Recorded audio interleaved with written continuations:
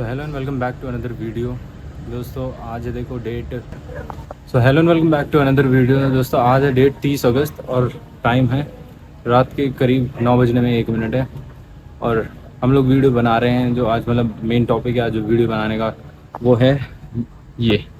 तो बाहर का नज़ारा देखो कुछ ऐसा है, नॉर्मल है, मतलब लोग अपना सैटरडे एंजॉय कर रहे हैं। वहाँ पर वो अंकल अपनी बांसुरियाँ बजा रहे हैं, शायद आपको आवाज़ आ भी रही हो ना आ रही हो। तो ठीक है, let us just get started. इसके साथ कि इसमें हमें क्या मिलता है, क्या इन्फॉर्मेशन मिलती है, क्या ब्लूटूथ कनेक्टिविटी इसमें कंपनी ऑफ़र कर रही है नया कर रही है, या जो भी फीचर है इसमें हम लोगों को मिलते हैं। तो सबसे पहले ना आपको ऐसा कुछ इंट्रो देखने को मिलता है जब भी आप इसको ऑन करते हैं। होंडा लिखा हुआ आता है, उसके बाद ये डिस्प्ले आपको शो होती है। ठीक है, 4 इंचज़ की TFT कलर डिस्प्ले है। और इसको कंट्रोल करने के लिए इधर एक जॉयस्टिक मिली हुई है जिसको right left up and down करके हम लोग सारे फीचर्स को एक्सेस कर सकते हैं।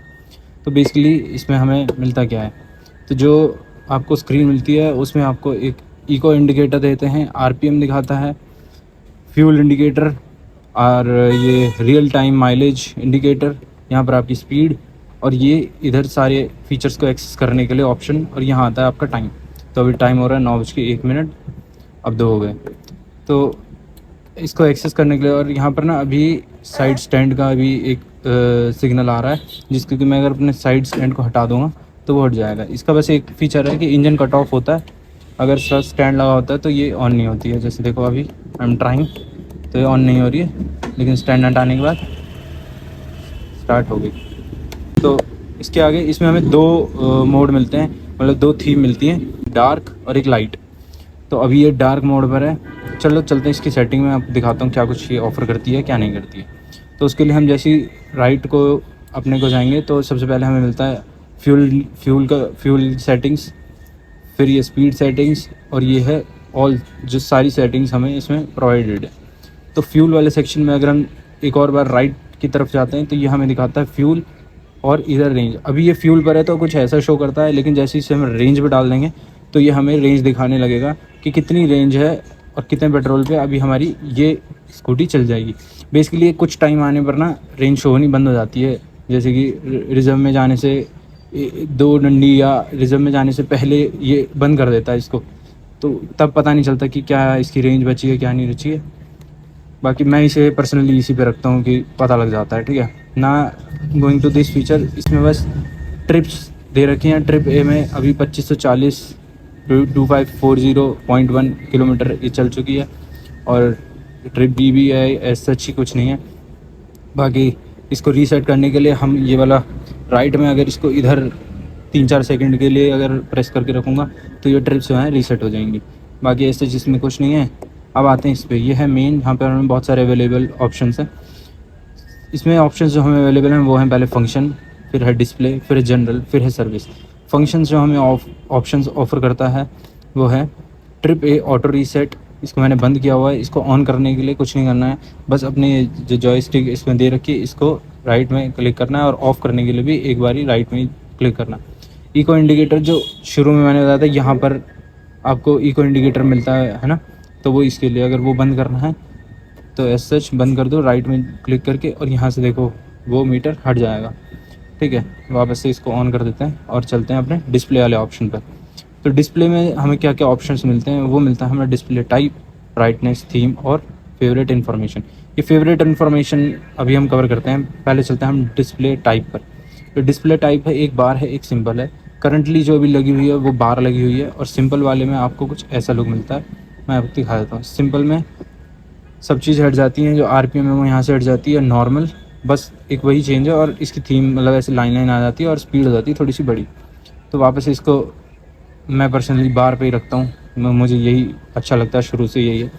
ठीक है, फिर आता है ब्राइटनेस हम लोग ऑटो और मैनुअल दोनों तरीके से एडजस्ट कर सकते हैं। ये अभी ऑटो पे सेट है। मैनुअल पे जाएंगे तो मैनुअल पे हम लोग इसे चेंज कर सकते हैं और ब्राइट कर सकते हैं। 4, 5, 6, 7 मैक्सिमम 8 तक जाती है। और हम जैसे ही ऑटो पे चले जाते हैं तो ऑटो पे ये चेंज कर लेता है अपने आप ही। मतलब यहाँ इस एरिया में इसका कोई सेंसर है, तो जैसी धूप होती है ये वो आ जाता है, मतलब लाइट कर देता है, और जैसे इसको कर देते हैं या रात हो जाती है तो वो डार्क हो जाता है। उसके बाद आते हैं थीम पर। थीम में आपको 3 ऑप्शन मिलते हैं, ऑटो, डार्क और लाइट। लाइट पर मैं उसको सेलेक्ट कर लेता हूँ। लाइट में जाने के बाद आपको देखो यहाँ पर जो ब्लैक मॉड्यूल था वो सब वाइट हो गया है ना। तो ये चीज़ आपको मिलती है। और एक और मिलती है इसमें डार्क, जो मैंने भी लगाई हुई थी। और auto, auto mean sir day में वो ब्लैक हो जाता है और रात में वो लाइट हो जाता है। जैसी लाइट आती है तो वो सेटिंग्स चेंज करता रहता है अपने।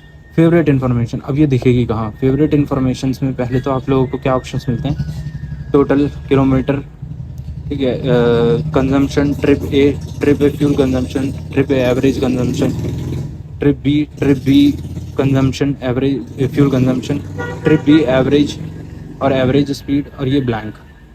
ठीक है, अब ये इन्फॉर्मेशन आपको शो कहाँ होती है? वो होती है आपको यहाँ पर, ये जो छोटी सी लाइन है। ठीक है, ये है रियल टाइम माइलेज इंडिकेटर। इसको अगर हम इसके साइड में जाएंगे, इसके बाद नीचे जाएंगे तो ये हमारा ट्रिप ए कितना किलोमीटर चल चुकी है, ये हमारा ट्रिप ए कितना कंज्यूम कर चुका है पेट्रोल, ये एवरेज हमें क्या दिखा रही है, और ऐसा ही सेम ट्रिप बी का। बाकी चलते हैं अपनी लास्ट जनरल सेटिंग्स। जनरल में हम लोग को ऑप्शन मिलता है डेट एंड टाइम। इसमें जाके हम अपना सारा डेट एंड टाइम सेट कर सकते हैं।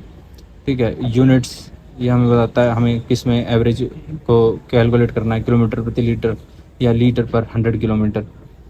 बाकी रीस्टोर डिफ़ॉल्ट, इसको करते हैं तो इधर इसको राइट क्लिक कर देंगे, 2 बार लॉन्ग प्रेस रखेंगे तो यस हो जाएगा। सारी सेटिंग्स डिफ़ॉल्ट पे चली जाएंगी जैसे फैक्ट्री रीसेट आती हैं, और नो पे सेम ऐसे ही रहेगा जैसे अभी हो रखा है। बाकी एक लास्ट में आपको मिलता है सर्विस इंडिकेटर। सर्विस में आता है मेंटेनेंस और सिस्टम इन्फॉर्मेशन। मेंटेनेंस में आपको ये सारी इन्फॉर्मेशन मिलती है, periodic maintenance, oil change, warning information, battery, मतलब कोई भी अगर इनमें दिक्कत होती है तो वो यहाँ पर साइंस हैं वो सब आने लगते हैं। तो डिस्टेंस हो गया इतना है। अब जो मेरी नेक्स्ट सर्विस है वो अक्टूबर 2025 में होने वाली है। ठीक है, और वो इतने किलोमीटर पर होगी। तो ऐसा सच है, ये है ऑयल चेंज वार्निंग, ये भी तभी होगा अब। ठीक है, वार्निंग इन्फॉर्मेशन, अभी कोई वार्निंग है नहीं है कुछ भी, तो कुछ नहीं दिखा रखा। और बैटरी वोल्टेज 12.6 वोल्ट की बैटरी है।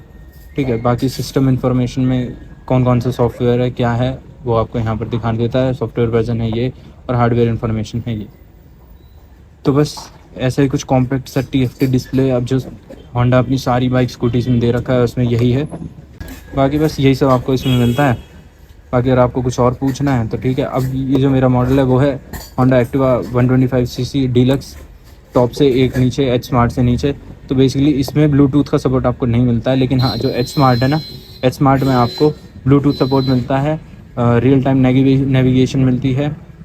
यहाँ पर आती है वो हल्की सी नेविगेशन, जो कहाँ टर्न लेना है कहाँ नहीं लेता है, वो इसमें बस एक यही फीचर है जो इसमें नहीं है उससे कंपेयर करूँ तो। बाकी सब यही फीचर हैं जो इसमें मिलते हैं।